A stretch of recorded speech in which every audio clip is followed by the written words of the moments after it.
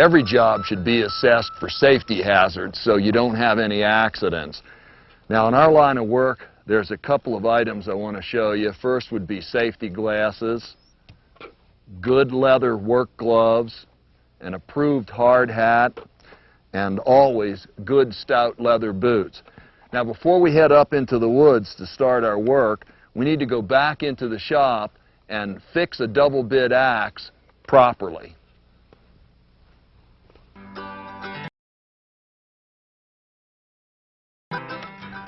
We're going to start with a look at hanging an axe, which is putting a new handle in it.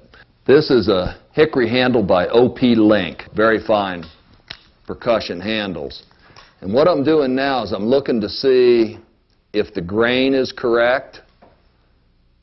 The grain runs this way in a proper handle. And I want to see how straight the handle is. And this one looks really good. Now, this is a double bit handle, and it's a slim taper octagonal.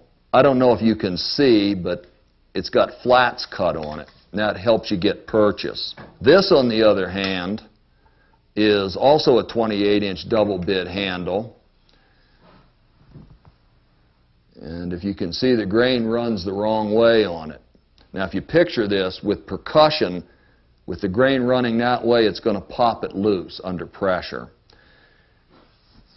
This doesn't have a good feel to it. It's also got a shellac on it instead of a wax, like the link handle. And it's got heartwood in it. And good hickory handles should not have any heartwood. They should only have the sapwood. You can see the transition between the two here.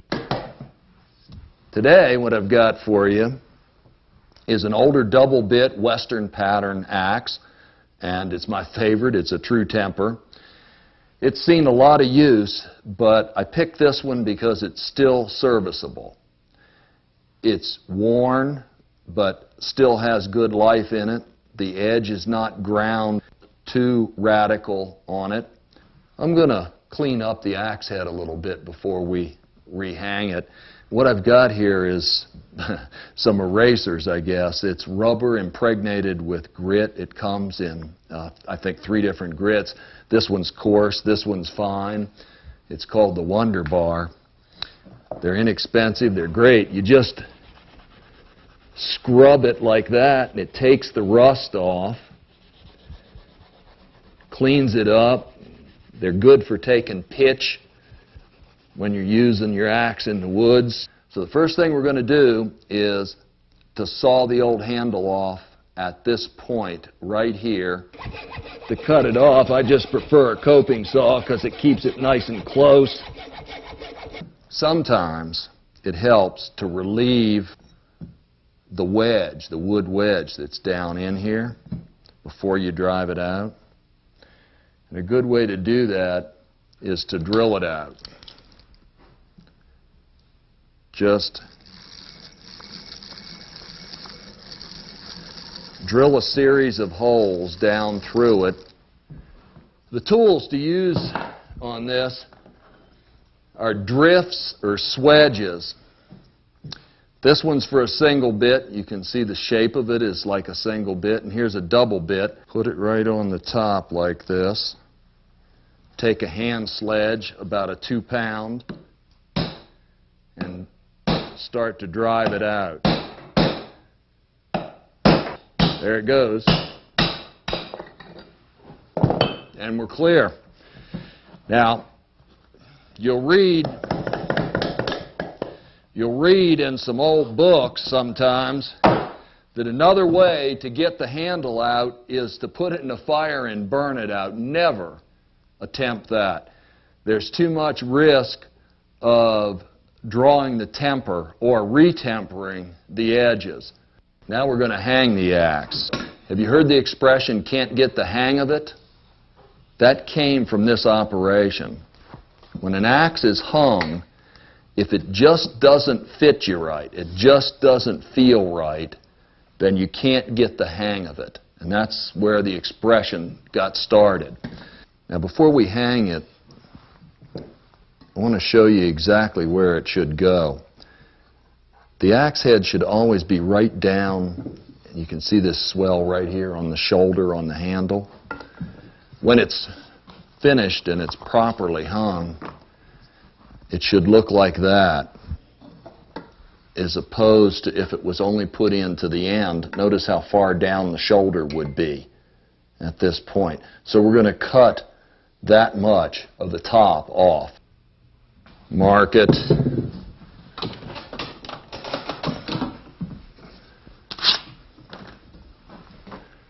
And cut that off. Primary tool for this is a rasp. Now this is a straight rasp with a file handle on it. Works like that. But this is a really useful tool. It's called a 4-in-hand, and it's made by Nicholson File Company. And what it's got is got a flat rasp, it's got a curved rasp, and then it's got a flat double cut and a curved double cut file on it. It's a perfect tool to use, but when you're using that tool, you want to be wearing leather gloves to protect your hands from the serrations on the rasp itself. Okay, so it's just a matter of working it down now. So let's look at it for fit to start off with here. See where we are with it. Okay, it's a little bit too fat, a little bit too long. I'm going to have to take some off the sides here.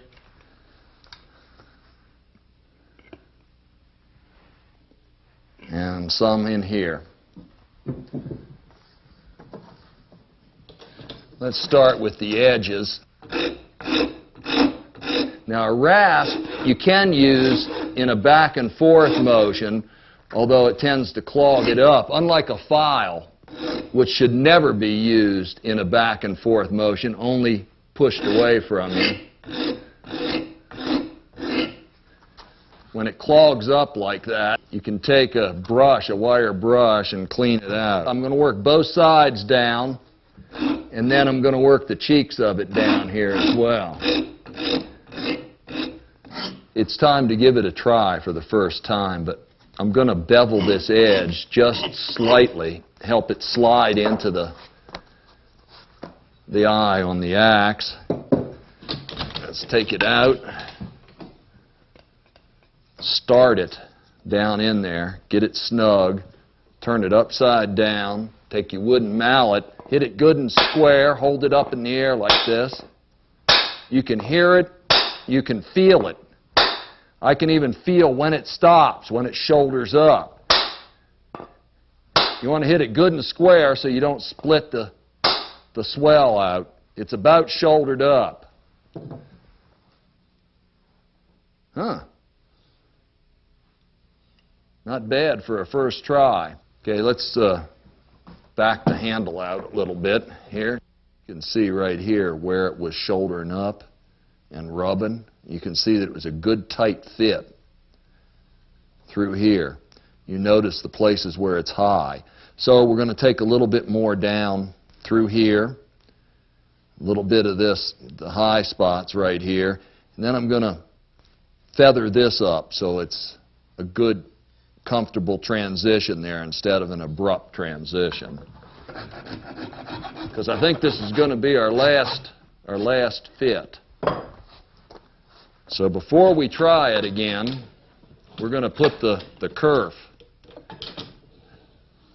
to the right depth. Now's the time to do that because we probably won't have to take it out again.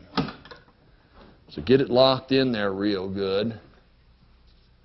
Get your saw, and you can see it needs to be about yay much deeper, about 2/3 of the way of the depth of the head.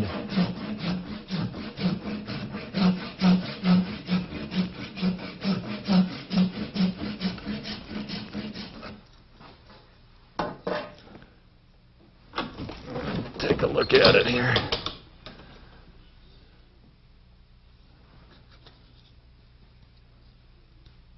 Yep.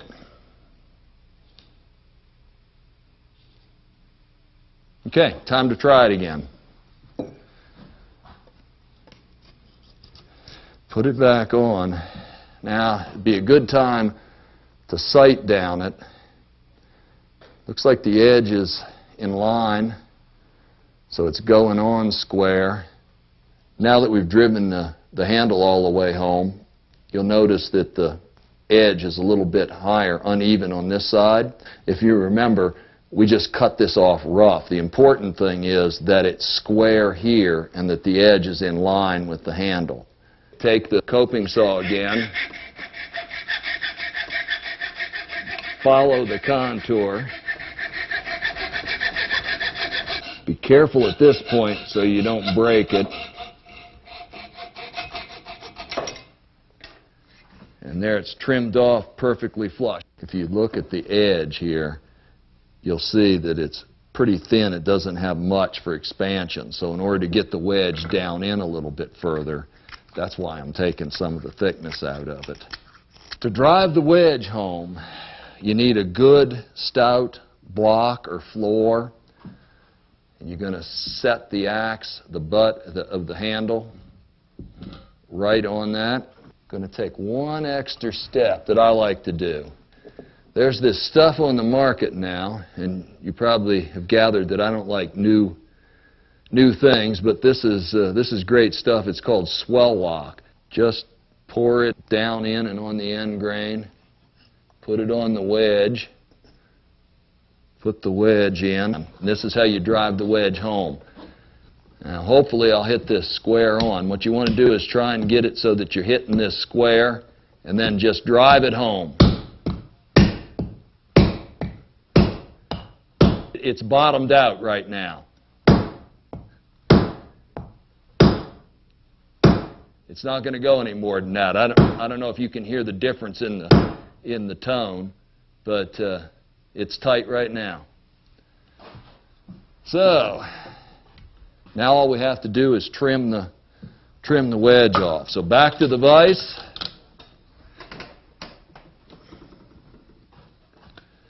Cover our edge up again. Get our glove on, our coping saw. Notice how much softer this poplar is than the hickory was to cut off. It just flies right through it. Easy on the end here so you don't split it.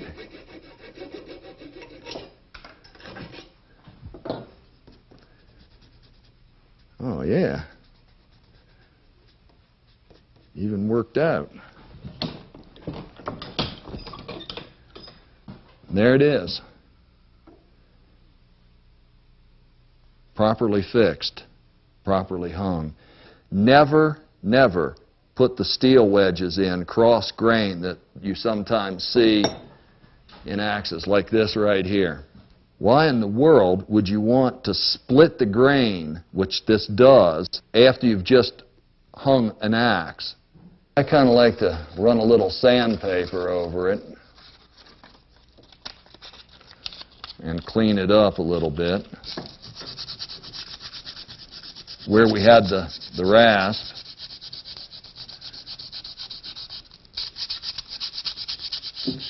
and then run your sandpaper over the waxed surface here.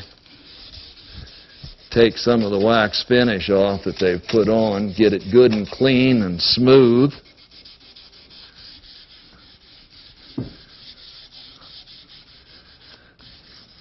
Do the whole handle like that. All right, now this is personal preference, but after I've sanded it down for purchase, or so you can get a good grip on the butt here, I like to take and rough it up with the rasp or the 4-in-hand. So I just take it and run it across the grain like that. And the last thing in the step is to oil it with linseed oil. And this is pure raw linseed oil. You can use a boiled linseed oil, works just as well. I just happen to like the, hadn't been open for a while. Take a rag, just put a little bit on it, put it on the butt, rub it on the top real good, and then rub the oil into the handle real good. After you finish, wipe the excess off and be sure to throw your oily rag away. Spontaneous combustion with oily rags is absolutely a hazard. I've seen them burst into flames before, so throw it away when you're done.